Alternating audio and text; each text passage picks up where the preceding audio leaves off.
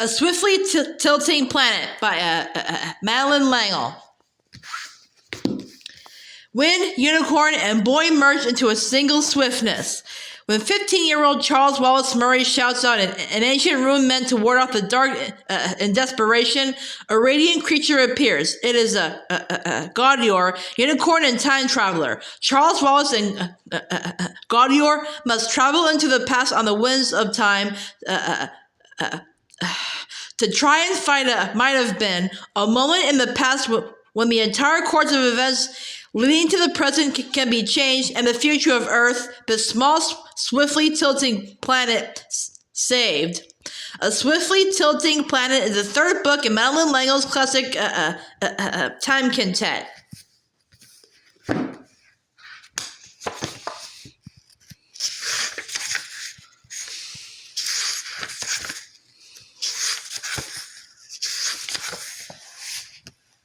Chapter 1. In this fateful hour. The big kitchen of the Murray's house was bright and warm, curtains drawn against the dark outside, against the rain driving past the house from the northeast. Meg Murray O'Keefe had made an arrangement of chrysanthemums for the dining table, and the yellow, browns, and pale gold blossoms seemed to add light to the room. A delectable smell of roasting turkey came from the oven, and her mother stood by the stove, stirring the giblet gravy. It was good to be home for Thanksgiving, she thought, to be with the reunited family, catching up on what each one had been doing. The twins, Sandy and Dennis, home from law and medical schools, were eager to hear about Calvin, her husband, and the conference he was attending in London, where he was, perhaps at this very minute, giving a paper on the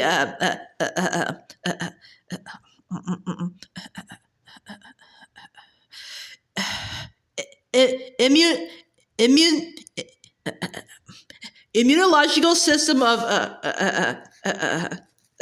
chordates.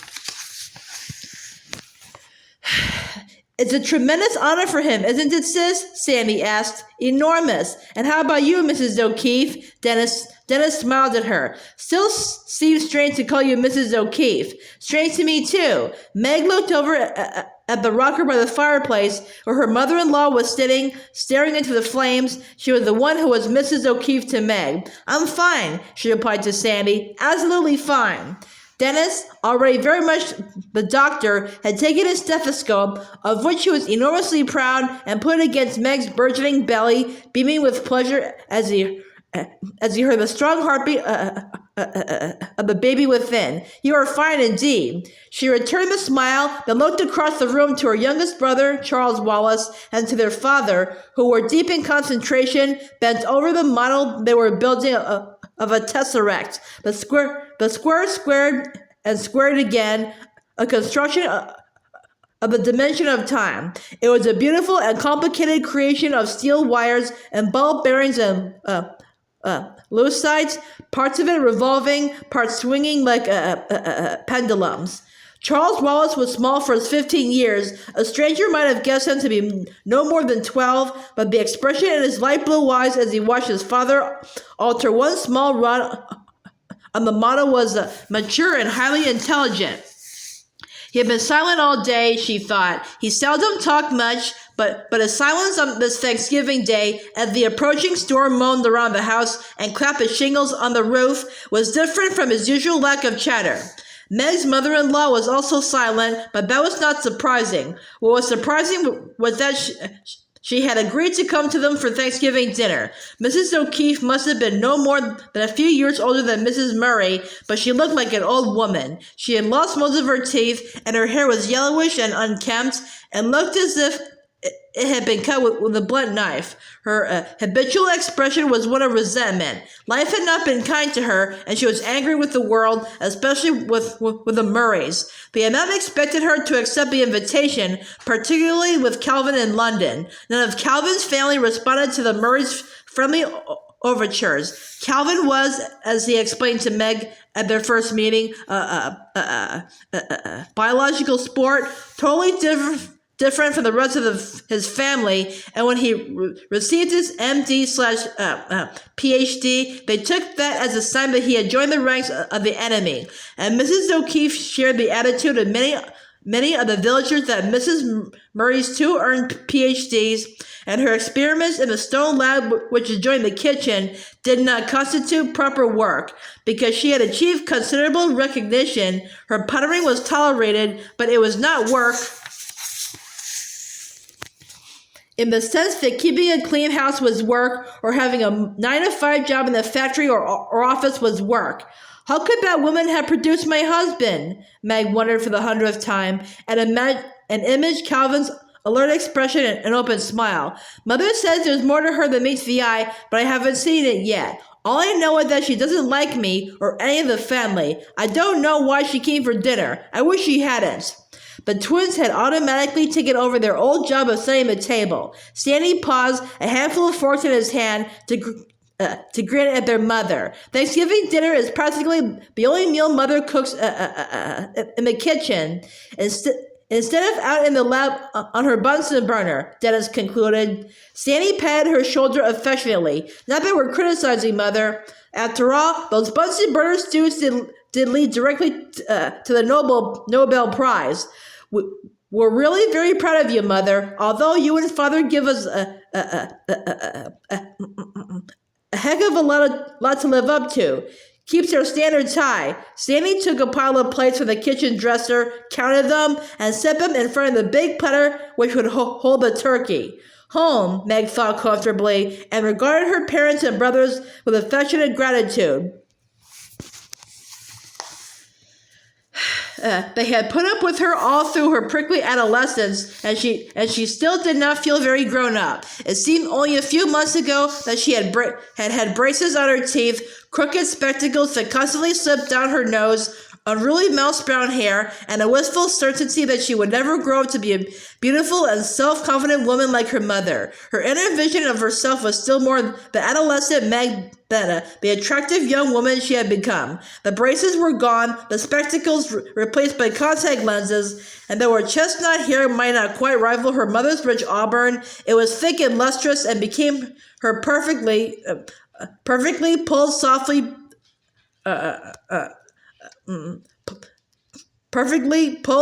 back from her face into a knot at the nape of her slender neck. When she looked at herself objectively in the mirror, she knew that she was lovely, but she was not yet accustomed to the fact. It was hard to believe that her mother had once gone through the same transition. She wondered if Charles Wallace would change physically as much as she had. All his outward development had been slow. Their parents thought he might make a sudden spurt in growth. She missed Charles Wallace more than she missed the twins or her parents. The eldest and the youngest in the family, their rapport had always been deep, and Charles Wallace had an intuitive sense of Meg's needs which could not be accounted for logically. If something in Meg's world was wrong, he knew, and was there to be with her, to help her, if only by assuring her of his love and trust. She felt a deep sense of comfort in being with him for this Thanksgiving weekend, in being home. Her parents' house was still home, because she and Calvin spent many weekends there, and their apartment near Calvin's hospital was a small furnished one, with a large sign saying no pets, and an aura that indicated that children would not be welcomed either. They hoped to be able to look for a place of their own soon. Meanwhile, she was home for Thanksgiving, and it was good to see the gathered family and to be surrounded by their love, which helped ease her loneliness at being separated from Calvin for the first time since their marriage. I miss foreign breasts, she said suddenly. Her mother turned from the stove. Yes, the house feels empty without a dog, but Fort died of honorable old age. Aren't you going to get another dog? Eventually. The right one hasn't turned up yet. Couldn't you go look for a dog? Mr. Murray looked up from the tesseract. Our dogs usually come to us. If one doesn't in good time, then we'll do something about it. Meg, her mother suggested, how about making the hard sauce for the plum pudding? Oh, of course. She opened the refrigerator and got out half a pound of butter. The phone rang. I'll get it. Dropping the butter into a small mixing bowl en route, she went to the telephone. Father, it's for you. I think it's the White House. Mr. Murry went quickly to the phone. Mr. President, hello! He was smiling, and Meg watched as the smile was wiped from his face and replaced with an expression of, what? Nothingness, she thought. The twins stopped talking. Mrs. Murry stood, her wooden spoon resting against the lip of the saucepan. Mrs. O'Keefe continued to stare morosely into the fire. Charles Wallace appeared to be concentrating on the tesseract. Father's just listening, Meg thought. The president is doing the talking. She gave an involuntary shudder. One minute the room had been noisy with eager conversation, and suddenly they were all silent, their movements arrested. She listened intently while her father continued to hold the phone to his ear. His face looked grim, all the laughter lines deepening to sternness. Rain lashed against the windows. It ought to snow at this time of year, Meg thought. There's something wrong with the weather. There's something wrong. Mr. Murry continued to listen silently, and a silence spread across the room. Sandy had been opening the oven door to bake the turkey and snitch a spoonful of stuffing, and he stood still, partly bent over, looking at his father. Mrs. Murry turned slightly from the stove and brushed one hand across her hair, which was beginning to be touched with silver at the temples. Meg had opened the drawer for the beater, which she held tightly. It was not unusual for Mr. Murry to receive a call from the president. Over the years, he had been consulted by the White House on matters of physical and space travel. Other conversations had been serious, many disturbing, but this, Meg felt, was different, was causing the warm room to feel colder, look less bright. Yes, Mr. President, I understand, Mr. Murry said at last. Thank you for calling. He put the receiver down slowly, as though it were heavy. Dennis, his hand still full of silver from the table, asked, what did he say? Their father shook his head. He did not speak. Sandy closed the oven door. Father? Meg cried. Father, we know something's happened. You have to tell us, please. His voice was cold and distant. War.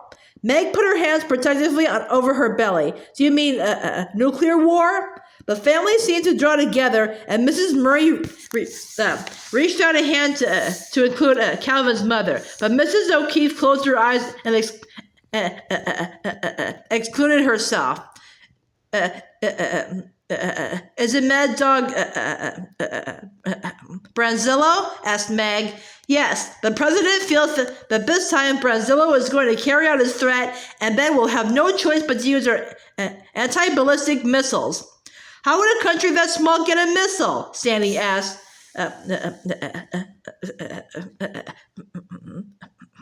Vespuccia is no smaller than Israel, and Branzillo has powerful friends. He really can't carry out this threat? Mr. Murry assented. Is there a red alert? Sandy asked. Yes, the president says we have 24 hours in which to try to avert tragedy, but I've never heard him sound so hopeless, and he does not give up easily. The blood drained from Meg's face. Beneath the end of everything, the end of the world. She looked toward Charles Wallace, but he appeared almost as withdrawn as Mrs. O'Keefe. Charles Wallace, who was always there for her, was not there now, and Calvin was an ocean away. With a feeling of terror, she turned back to her father. He did not deny her words. The old woman by the fireplace opened her eyes and twisted her thin lips scornfully. What's all this? Why would the president of the United States call here? You playing some kind of joke on me? The fear in her eyes belied her words. It's no joke, Mrs. O'Keefe, Mrs. Murry explained. For a number of years, the White House has been in the habit of consulting my husband. I didn't know Mrs. O'Keefe darted a dark glance at Mr. Murry. Was a politician. He's not. He's a physicist. But the president needs scientific information and needs it from someone he can trust, someone who has no pet projects to fund or political positions to support. My husband has become especially close to the new president. She stirred the gravy, then stretched her hands out to her husband in supplication. But why? Why? When we all know that no one can win a nuclear war. Charles Wallace turned for the tesseract. El Rabioso, that's his nickname. Mad Dog Branzillo.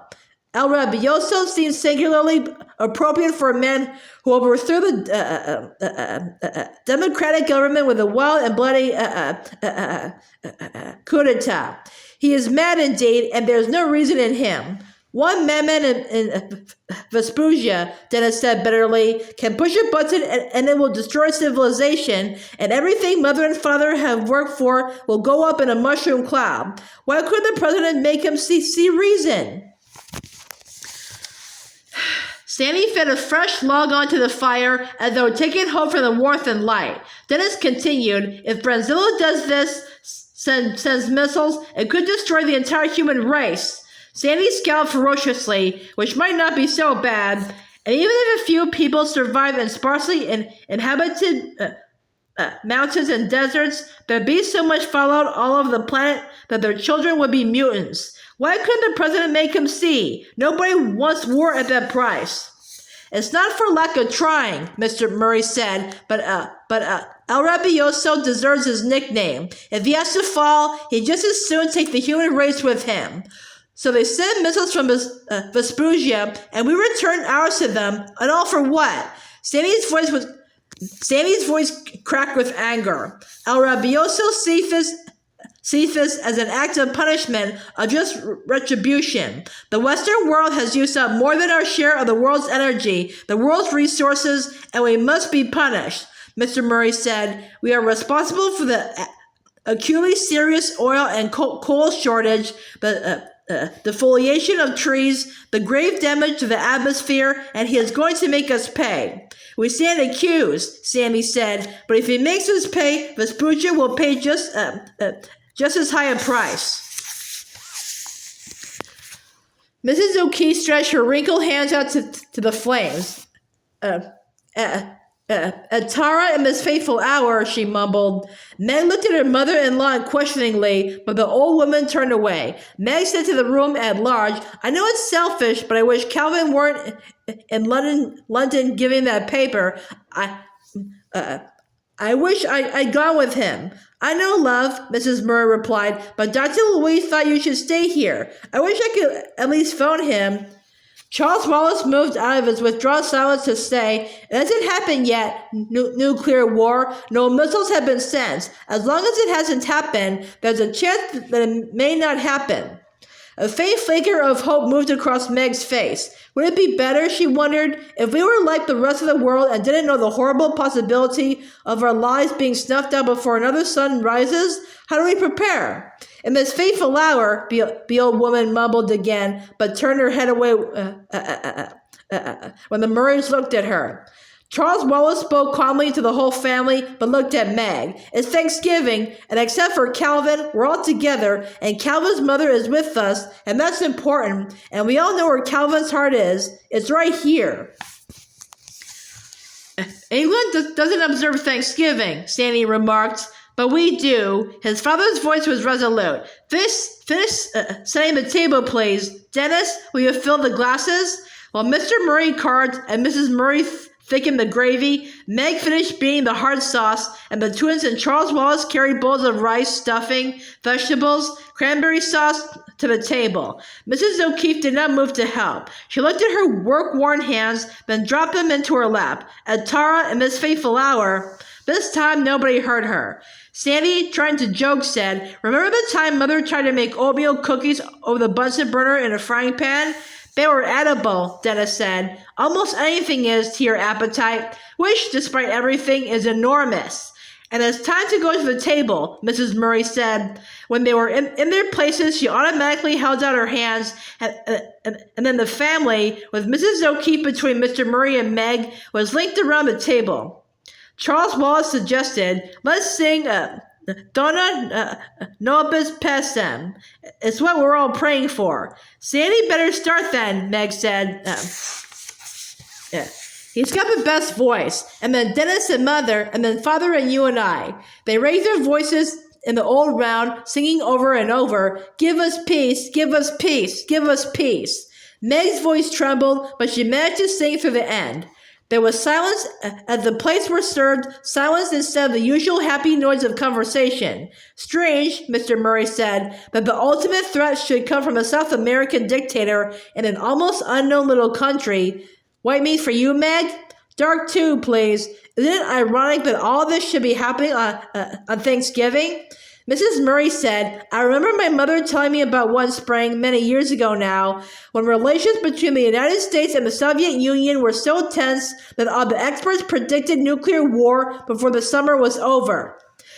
They weren't alarmists or pessimists. It was a considered, sober judgment, and Mother said that she walked along the lane wondering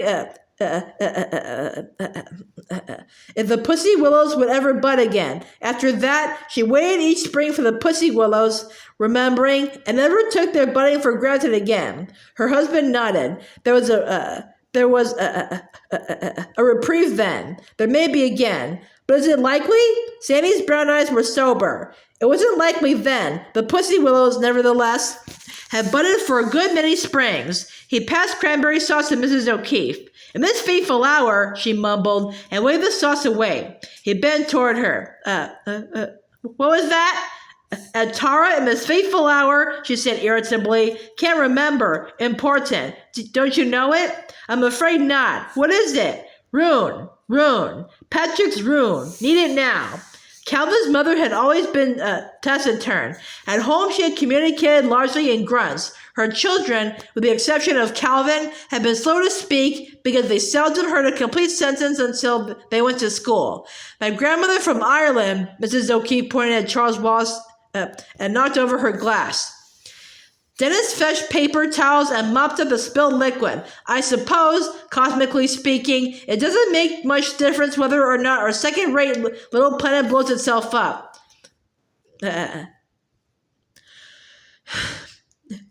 Dennis, Meg cried, then turned to her mother. Excuse me for using this as an example, but Den, remember when Mother isolated Farandoli within a mitochondrion? He interrupted. Of course I remember. That's what she got the Nobel Prize for. Mrs. Murry held up her hand. Let Meg speak.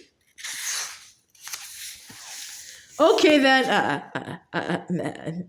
Farandoli are so minuscule and insignificant, it doesn't seem they could possibly have any importance, and yet they live in a symbolic relationship with mitochondria. Okay, gotcha. And mitochondria provide us with our energy, so if anything affects our farandoli, that can affect our mitochondria.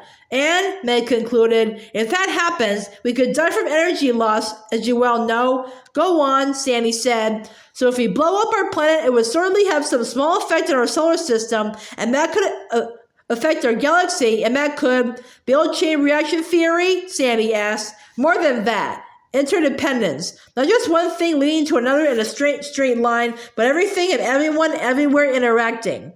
Dennis threw out the wet paper towels, put a clean napkin over the soiled tablecloth, and refilled Mrs. O'Keefe's glass. Despite storm windows, the drawn curtains stirred and a draft moved across the room. Heavy drops of rain spattered down the chimney, making the fire hiss. I still think, he said, that you're overestimating the importance of this planet. We've made a mess of things.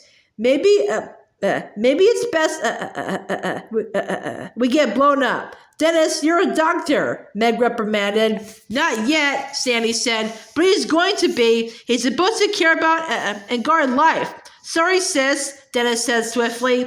It's just his way of whistling in the dark. Sandy helped himself to rice and gravy, then raised his glass to his sister. Might as well go out on a full stomach. I mean it and I don't mean it, Dennis said. I do think we've got our priorities wrong, we human beings. We've forgotten what's worth saving and what's not, or we wouldn't be in this mess. Don't mean, Mrs. O'Keefe grunted. Never understand what you people are going on about. Even you. And again she pointed at Charles Wallace, though this time she did not overturn her glass. Sandy glanced across the table at his baby brother, who looked pale and small. Charles, you've eaten hardly anything, and you're not talking. Charles Wallace replied, looking not at Sandy but at his sister. I'm listening.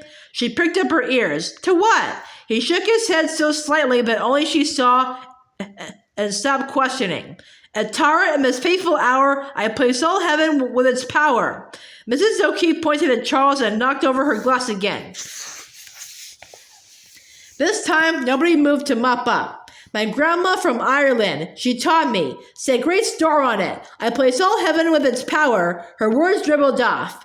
Mrs. O'Keefe's children called her Mom. From everybody except Calvin, it sounded like an insult. Meg found it difficult to call her mother-in-law anything, but now she pushed her chair away from the table and knelt by the old woman. Mom, she said gently, what did your grandmother tell you? Said great store on it to ward off the dark. But what? All heaven with its power, Mrs. O'Keefe said in a sing-song way, and the sun with its brightness, and the snow with its whiteness, and the fire with all its strength it hath. At that moment it seemed as though a bucketful of water had been dumped down the chimney onto the fire. The flames flickered wildly, and gusts of smoke blew into the room. The fire with all the strength it hath, Charles Wallace repeated firmly. The applewood logs sizzled, but the flames gathered strength and began to burn brightly again. Mrs. O'Keefe put a gnarled hand on Meg's shoulder and pressed down heavily as though it helped her to remember. And the lightning with its rapid wrath, and the winds with a swiftness along the path. The wind gave a tremendous gust, and the house shook under the impact, but stood steady. Mrs. O'Keefe pressed until Meg could barely stand the weight, and the sea with its deepness, and the rocks with their steepness, and the earth with its darkness. Using Meg's shoulder as a lever, she pushed herself up and stood facing the bright flames in the fireplace. All these I place, by God's almighty help and grace, between myself and the power of darkness. Her voice rose triumphantly. That'll teach Mad Dog Brand, what's his name? The twins looked at each other as though embarrassed. Mr. Murry carved some more turkey. Mrs. Murry's face was serene and uncommunicative. Charles Wallace looked thoughtfully at Mrs. O'Keefe. Meg rose from her knees and returned to her chair, escaping the unbelievably heavy pressure of her mother-in-law's hand. She was sure that her shoulder was going to hold black and blue finger marks. As Meg moved away, Mrs. O'Keefe seemed to crumple. She collapsed into her chair. Set high store that my grandma did. Haven't thought of it in years. Try not to think. So what had come to me tonight? She gasped as though exhausted. It's something like Patrick's breastplate, Sandy said. We sang that in Glee Club in college. It was one of my favorites. Marvelous harmonies. Not a song, Mrs. O'Keefe contradicted. A rune. Patrick's rune. To hold up against danger. In this fateful hour, I place all heaven with its power. Without warning, the lights went out. A gust of wind dashed across the table, blowing up the candles. The humming of the refrigerator ceased. There was no purring from the furnace in the cellar. A cold dampness clutched the room, filling the nostrils with a stench of decay. The flames of the fireplace dwindled. Say it, Mom, Charles Wallace called. Say it all. Mrs. O'Keefe's voice was weak. I forget. The lighting outside was so brilliant that light penetrated the closed curtains. A tremendous crash of thunder followed immediately. I'll stay with you. Charles Wallace's voice was urgent. But you'll have to help me. Come on. In this fateful hour, I place all heaven with its power. Lightning and thunder were almost simultaneous. Then they heard a gigantic crackling noise. One of the trees has been struck, Mr. Murry said. All heaven with its power, Charles Wallace repeated. The old woman's voice took up the words. And the sun with its brightness. Then it struck a match and lit the candles. At first the flames flickered and guttered wildly, but then steadied and burned straight and bright. And the snow with its whiteness, and the fire with all the strength it hath, and the lightning with its rapid wrath. Meg waited for the lightning to flash again, for the house itself to be struck. Instead, the power came back on as abruptly as it had gone off. The furnace began to hum. The room was filled with light and warmth.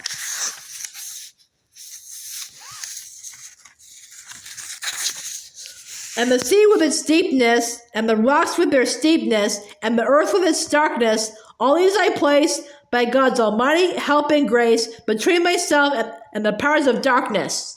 Charles Wallace lifted the curtains away from one corner of the window. The rain's turned to snow. The ground's all white and beautiful. All right.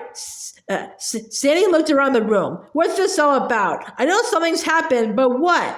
For a moment, no one spoke. Then Meg said, maybe there's hope. Sandy waved her words away. Really, Meg, be reasonable. Why? We don't live in a reasonable world. Nuclear war is not reasonable. Reason hasn't got us anywhere.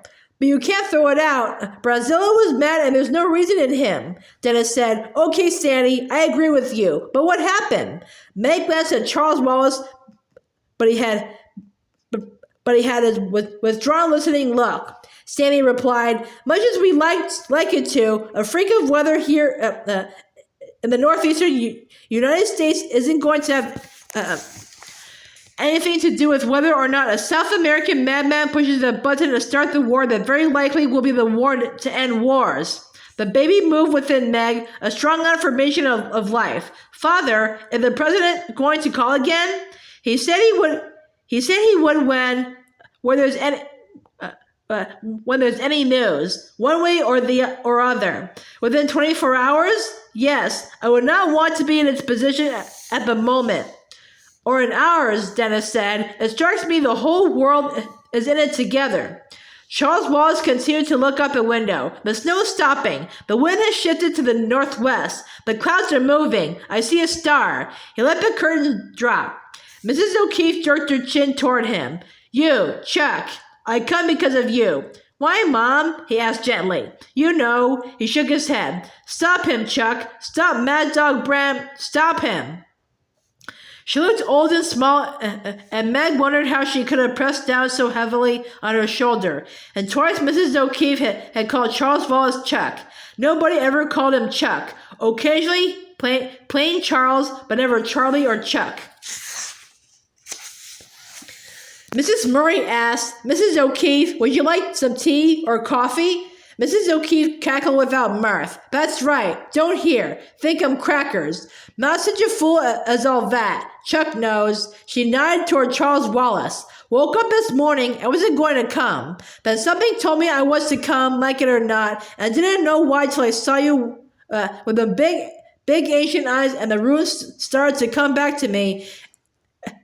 And I know once more Chuck's no idiot. Haven't thought of the runes since my grandma and Chuck till now. You've got it, Chuck. Use it. Her breath ran out. It was the longest speech they had ever heard her give. Panting, she finished. I want to go home. And as no one spoke, someone take me home. But Mrs. O'Keefe, Dennis wheedled, we haven't had salad, and it's got loads of avocado and tomato in it, and then there's flaming plum pudding. Flame yourself. I done what I come for. Someone take me home. Very well, Mrs. O'Keefe. Mr. Murry rose. Den or Sandy, will you drive Mrs. O'Keefe home? I will, Dennis said. I'll get your coat, ma'am. When the car had driven off, Sandy said, one could almost take her seriously. The Murry parents exchanged glances, and Mrs. Murry replied, I do. Oh, come on, Mother. All that rune stuff and Charles Wallace stopping Mad Dog Brazil single-handed? Not necessarily that, but I take Mrs. O'Keefe seriously. Meg looked anxiously at Charles Wallace, spoke to her mother. You've always said there was more to her than meets the eye. I guess we've just seen some of that more.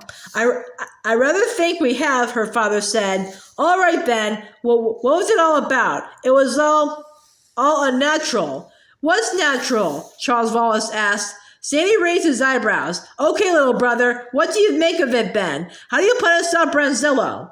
I don't know, Charles Wallace replied seriously. I'll use the rune. Do you remember it? Meg asked. I remember it. Did you hear her call you Chuck? I heard, but nobody ever calls you Chuck. Where did she get it? I'm not sure. Out of the past, maybe. The phone rang, and they all jumped. Mr. Murry hurried to the phone table, then drew back an instant before picking up the receiver.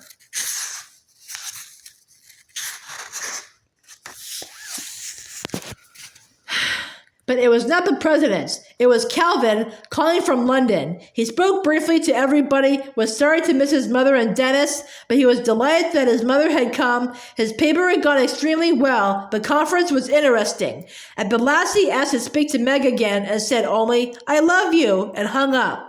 "I always fall apart on overseas calls," she said, "so I don't think he noticed anything. There isn't any point telling him when he can't do anything about it, and it would just make it awful for him." She turned away as Dennis came in, blowing on his fingers. "Calvin called from London." She swallowed her tears. "He said you was best. Sorry to have missed him. How about some salad now, and then that plum pudding?" "Why are we trying to act normal?" Meg wondered, but did not speak or thought aloud. But Charles Wallace replied, "It's sort of like the string holding the package together, Meg. We'd all fall apart otherwise." Her father said, "You know, my dears, the world has been abnormal for so long that we've forgotten what it's like to live in a peaceful and reasonable climate. If there is to be any peace or reason, we have to create it in our own hearts and homes." "Even at a time like this?" Meg asked. The call from Calvin, the sound of her husband's voice, had nearly broken her control. "Especially at a time like this," her mother said gently. "We don't know what the next 24 hours are going to bring, and if it should be what we fear, then the peace and quiet within us will come to our aid." "Will it?" Meg's voice faltered again. "Remember," Mr. Murry said, "your mother and I take Mrs. O'Keefe seriously." "Father," Sammy chided, "you're a pure scientist. You can't take that old woman seriously." "I take that response of the elements to her rune seriously." "Coincidence," Dennis said without much assurance. "My training in physics has taught me that there is no such thing as coincidence."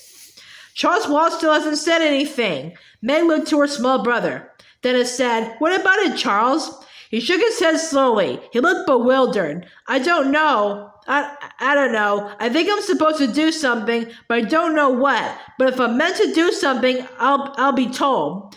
"By some little men from outer space?" Sandy asked. "Something in me will tell me. I don't think any of us wants more selling. Let's turn out the lights and let Father flame the pudding." "I'm not sure I want the lights out," Meg said. "Maybe there isn't going to be any more electricity ever. Let's enjoy it while we have it. I'd rather enjoy the light of the plum pudding," Charles Wallace said. Mrs. Murry took the pudding from the double boiler where it had been steaming and turned it out into a plate. Dennis took a sprig of holly and stuck it on the top. Mr. Murry got a bottle of brandy and poured it liberally over the pudding. As he lit the match, Charles Wallace turned out the lights and Sandy blew out the candles. The brandy burned with a brilliant blue flame. It seemed brighter than Meg remembered from other Thanksgivings. It had always been their traditional holiday dessert because, as Mrs. Murry remarked, you can't make pie crust over a Bunsen burner, and her attempts at mince or pumpkin pie had not been successes. Mr. Murry tilted the dish so that all the brandy would burn. The flames continued, bright and clear and blue, a blue that held in it the warmth of a summer sky rather than the chill of winter. "And the fire with all the strength it hath," Charles Wallace said softly. "But what kind of strength?" Meg asked. She looked at the logs crackling merrily in the fireplace. "It can keep you warm, but if it gets out of hand, it can burn your house down. It can destroy forests. It can burn whole cities. Strength can always be used to destroy as well as create," Charles Wallace said. "This fire is to help and heal." "I hope," Meg said. "Oh, I hope."